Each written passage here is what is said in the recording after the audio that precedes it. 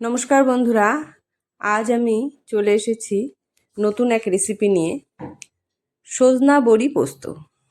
তো চলুন কিভাবে আমরা সজনা আর মটর ডালের বড়ি দিয়ে পোস্ত করছি দেখে নিই।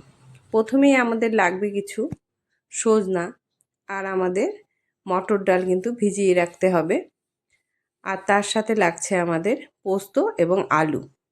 আলুগুলিকেও কিন্তু আমি সুন্দর করে লম্বা লম্বা করে কেটে নেব, যেহেতু আমাদের সজনাগুলো লম্বা লম্বা হবে তাই তার সঙ্গে মানানসই করেই আমি আলুগুলিকেও বেশ লম্বা লম্বা করেই কেটে নেব। এবার আমি সজনাগুলোকে ছাড়িয়ে নিয়ে তারপর রেসিপিটা তৈরি করতে শুরু করব। দেখুন, সজনা কিন্তু আমরা খুব সহজেই ছাড়িয়ে নিতে পারি। আমরা শুধু ছুরি দিয়ে একটু কেটে নেব, একদম যাতে সজনাটা না কেটে যায় সেইভাবে একটুখানি বাজিয়ে রেখে হাত দিয়ে কিন্তু টেনে নিলেই কিন্তু সজনাগুলো একদম খুব সুন্দরভাবে ছুলে আসে। এইভাবে আমরা সবগুলি সজনাকেই খুব সুন্দর করে ছুলে নেব। তারপর আমরা যে মটর ডালটি ভিজিয়ে রেখেছিলাম সেই মটর ডালটিকে আমি পাটাতেই সুন্দর করে পেস্ট করে নিয়েছি। একদম কিন্তু আমরা মিহি করব না, একটু দানা দানা মটর ডালটায় থাকবে। এবার আমরা রান্নাটি শুরু করে দেব। গ্যাসে বসিয়ে দেব একটি কড়াইতে দিয়ে দেব তেল। তেলটা ভালো মতো গরম হয়ে গেলে প্রথমে আমরা বড়াগুলি করে নেব। বড়াগুলি ভেজে উঠিয়ে নিলে যে তেলটা থাকবে সেই তেলেই কিন্তু আমরা পরে রান্নাটি করে ফেলব। তো প্রথমে আমি একে একে সব বড়াগুলি কড়াইতে দিয়ে দেব। আমরা প্রথমে তেলটা গরম করে নেব, কিন্তু যখন বড়াগুলি কড়াইতে ছাড়বো তখন কিন্তু হিটটা কমিয়ে নেব, নাহলে প্রথমে যে বড়াটি দিব আর শেষে যে বড়াটি দিব তাদের মধ্যে কিন্তু অনেক ব্যবধান হয়ে যাবে।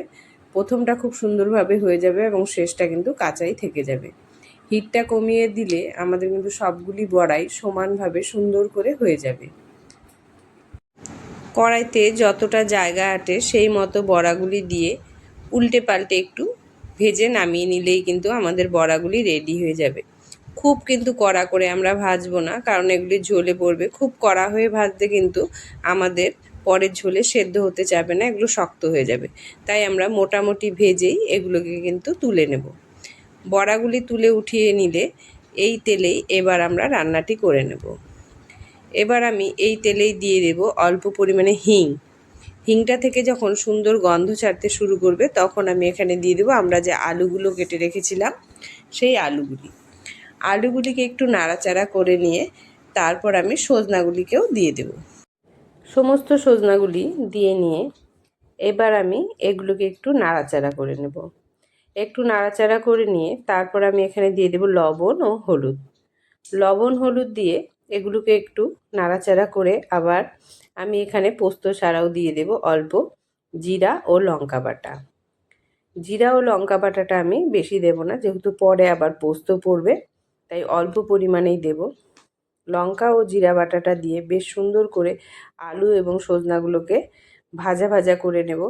যখন দেখব মোটামুটি আলু এবং সজনাগুলো ভালো মতো ভাজা ভাজা হয়ে এসেছে তখন আমি এখানে দিয়ে দেব আমরা যে পোস্তটা বেটে রেখেছিলাম সেই পোস্তটা দিয়েও কিন্তু আবার আমরা এগুলিকে বেশ সুন্দর করে ভাজা ভাজা করে নেব। মশলার সাথে সজনা এবং আলুকে কিন্তু গ্যাসের হিটটা কমিয়ে আমাদের বেশ অনেকক্ষণ ধরেই খুব সুন্দর করে ভাজা ভাজা করে নিতে হবে। যখন দেখব এগুলি খুব সুন্দরভাবে ভাজা ভাজা হয়ে এসেছে তখন আমরা এগুলিকে কিন্তু ঢেকে কিছুক্ষণের জন্য কষতে দেব।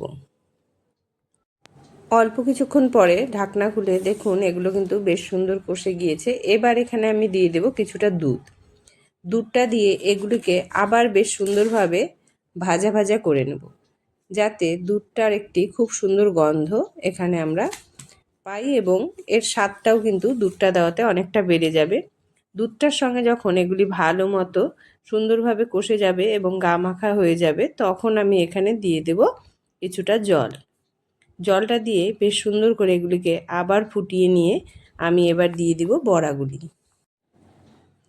আমরা যদি বড়ার ব্যবহারটা না করতাম তবে কিন্তু আমাদের এই জলটার আর প্রয়োজন হতো না, শুধু দুধ দিয়ে কষিয়ে নিয়ে আমরা নামিয়ে নিতে পারতাম। যেহেতু আমরা বড়াগুলি দিয়েছি এই বড়াগুলি কিন্তু অনেকটি রস চুষে নেবে, তাই আমি এই জলটুকু দিয়ে আগে সব কিছুকে ভালো করে ফুটিয়ে নিয়ে বড়াটা দিলাম। এই জলটা যে আপনারা দেখতে পাচ্ছেন এটা কিন্তু একদমই থাকবে না। একটু যখন বড়ার সাথে এটি ফুটে উঠবে, বড়া কিন্তু সব রস চুষে নেবে। এটি কিন্তু একদম গা মাখাই হবে। এবার আমি এখানে দিয়ে দেব অল্প একটু মিষ্টি। নিরামিষ খাবারে কিন্তু একটু মিষ্টি না পড়লে আমার ঠিক ভালো লাগে না, তাই একদম অল্প করে আমি চিনি এখানে দিয়ে দিলাম। মিষ্টিটা দিয়ে এবার নাড়াচাড়া করে নামিয়ে নিলেই কিন্তু আমাদের একদম তৈরি হয়ে যাবে রেসিপি। শেষে শুধু আমি অল্প পরিমাণে এখানে দিয়ে দেবো বাটার। বাটারটা মেল্ট হয়ে গেলেই কিন্তু আমাদের রেসিপিটা একদম কমপ্লিট হয়ে যাবে। দেখুন কত সহজে কত সুন্দর একটি রেসিপি আমাদের তৈরি হয়ে গেল। আর এই বসন্তকালে সজনা কিন্তু খুবই উপকারী। বসন্তকালে যেসব রোগগুলি সাধারণত আমাদের ঘরে ঘরে হয়, এই সজনায় কিন্তু তার প্রতিরোধ ক্ষমতা প্রচুর পরিমাণে থাকে।